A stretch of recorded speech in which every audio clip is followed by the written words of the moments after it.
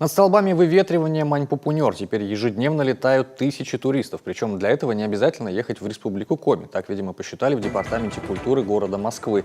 И включили уникальные видеоракурсы нашего бренда в 8-минутный фильм-ролик «Полеты над Россией». Как говорят в парке Зарядье, это площадка недалеко от Кремля, на месте гостиницы «Россия», иллюзию полета над ландшафтными и архитектурными чудесами страны создает 13-метровый полусферический экран.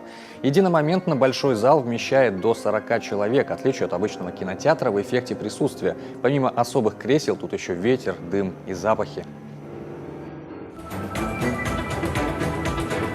Очень была сложная задача. Все-таки что же показать? Ведь ролик очень небольшой, он около 8 минут.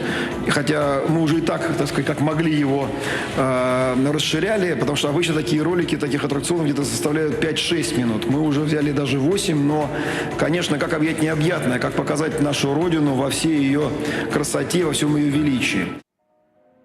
То, что путешествие по России из сердца России, в общем-то, символично. С первой же минуты, говорят очевидцы, начинаешь терять чувство пространства. Летишь будто в кабине вертолета, причем без всяких стекол и ограничений. И такого Маньпупуньора, как там, не видели и многие из тех, кто его видел лично.